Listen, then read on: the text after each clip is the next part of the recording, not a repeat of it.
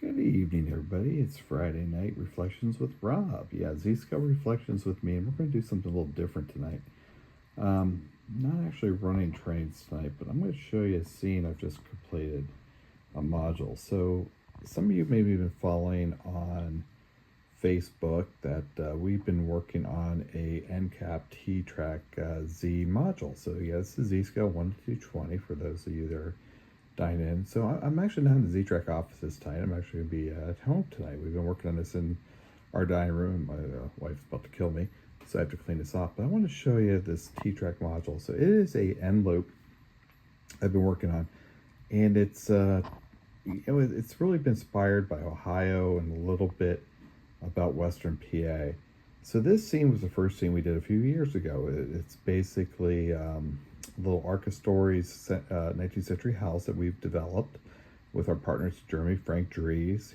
We also have a mausoleum from Archistories, a nice little graveyard scene. Well, that's a graveyard scene without, guy digging a grave. Yeah, it's a little morose, but hey, we got that. Hey, then we have a nice little church also from Archistories. This is kind of our first scene. You can see a lot of flowers, a lot of details. It was really the entrance into this module. We knew we wanted to have more of a rural theme on this one. So it's kind of fun. So we did this first, Noch Street, Rokuhan track. The curves on this end cap module are 270 millimeters by 245. So we got some broad curves here. It's kind of fun. I'm going to show you something too here. So when we talk about Archistories, you got a little sense of humor here. You can actually read the sign here, and if you can actually look, the sign's not much bigger than a dime and nickel, but it says, yeah, we're open between Easter and Christmas as well. So it's kind of a fun little joke here.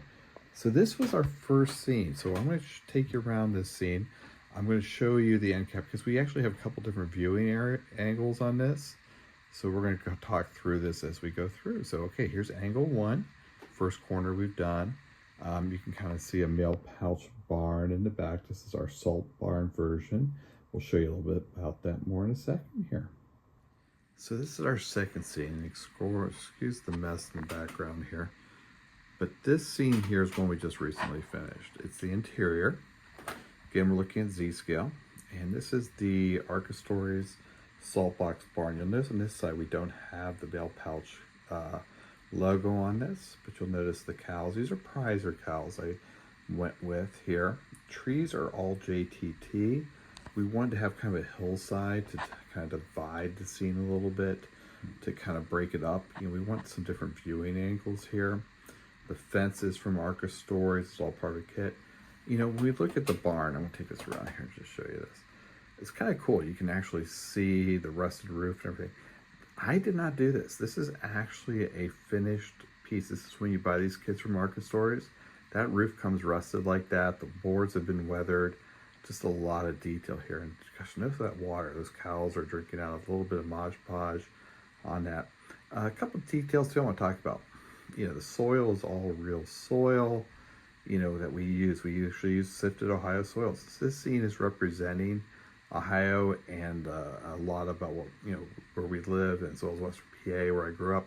It was really important to actually use real soils to match the color. So kind of fun tip here: if you travel or you're modeling different scenes, pick up some soil. That way it matches the color of what you're actually trying to do. We get a lot of comments on these fields here. So what are these fields? Corduroy, this or that. It's been fun.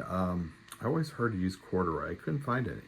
So this is corrugated cardboard. We've actually used corrugated cardboard, glued down with Mod Podge, and then again real soil sifted over that.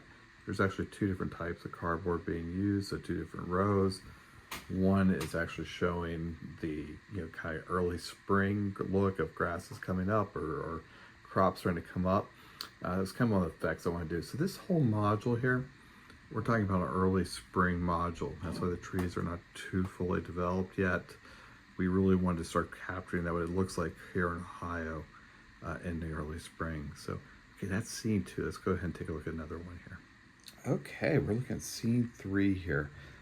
Different angle of this T-Trak-Z module. Notice the field is yellow. So one of the things that we've caught here a lot of in Ohio is that right now there's a lot of fields that are just blooming in. I don't know if it's like a wildflower that are just bright yellow. So we wanted to represent that. It kind of brings the scene in. Another fun little detail here, I'm going to zoom in on these here, is these little guys. So Noch last year, 2023, came out with some beautiful rapid prototype figures and animals, including shading. So they came out with a bunch of deer. So, we thought let's put in a few deer here into the scene, just to, they're not afraid of the locomotive, the SD40 coming by from American Z lines. They're not even paying attention to it, but it's kind of a neat detail. A couple other things I want to comment too while we're talking about this. Notice those bushes. Those are JTT. What I like about them is they're wire armatures. And why is that important? Well, I'm designing these scenes so that they would actually be used at train shows and exhibits. So for us, having trees that are, say, fragile or real materials could be problematic. Because I can see these getting bent or beat and touched a little bit. The metal armatures make a nice way to protect that, so we can bend them right back into place. But here we have, a field, little hedge growths on each side. You can see that barn in the background. Here we have a pair of American Z lines SD40-2s for CSX with a string of Ortner hoppers behind. So kind of a neat viewing point. And I'm also share here one of the things that I really wanted to try to do in this situation was I wanted to create a scene of a train going through a cut, like trees around it, so it kind of disappears. Not quite a tunnel, but more of like an open area with rolling hills. Again, a lot of those that we see here in central Ohio. Even the church, the scene on top of the hill is inspired by a church on Route 22 in more eastern Ohio. That's kind of up on the hill, so that's kind of things that we look at. So I'm going to kind of take you around and show you the last scene. So we've looked at 3 different scenes, but I'm going to show you the 4th one. And the 4th one here is a little bit special. So let me show you something here, because as you're looking at this video, this is going to be the first time you see this. So I have not shared this before, so I think this is a good time to share this now. This is a brand new kit from Archistories and that I've been working with Frank Dries about. It is a grain elevator.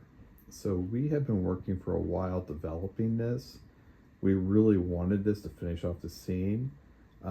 This is a special piece. So this grain elevator you're seeing is not even available yet. It's eventually going to be available through Z-Trak as well as through our distribution network, so our authorized dealers.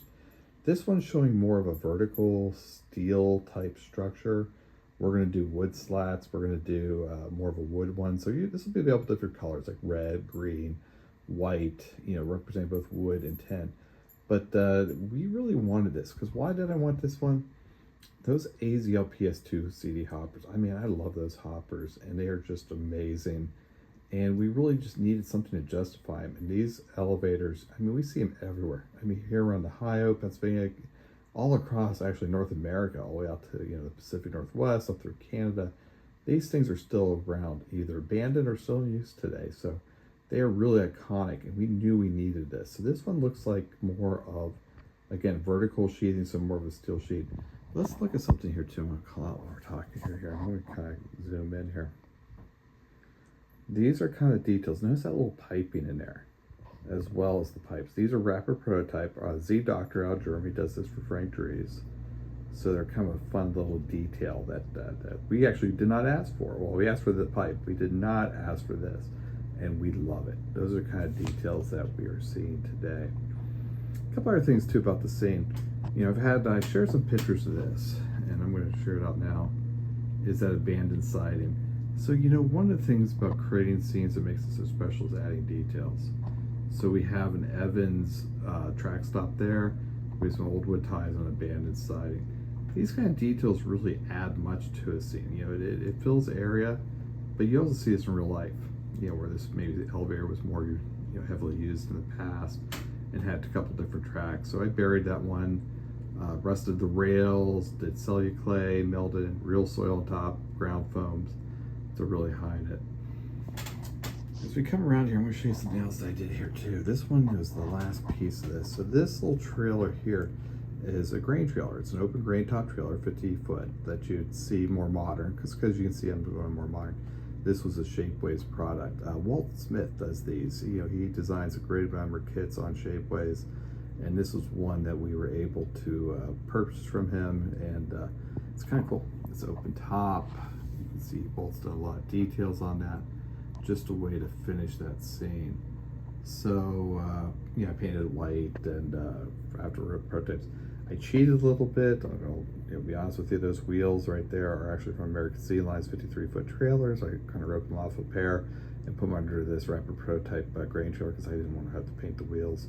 But that's in all honesty. So, but let's go ahead and just scan it for a second. Take a look here at the whole scene. So as we're looking at this thing and our final piece, kind of give you an overview of what we're done. So what we're looking at again, Rob Kluz here, Z-Track Late Night Reflections with Rob. I'm showing you more of a static scene tonight, but this is a T-Trak-Z module. End cap, the modules are from Stuart Dennison. Love his products, so I purchased those.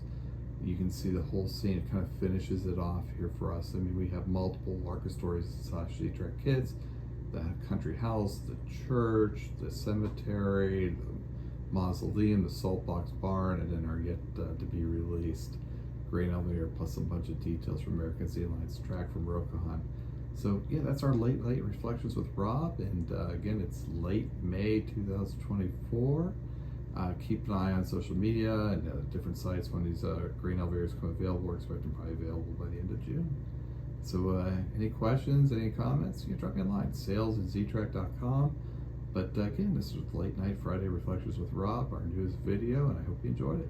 Night now.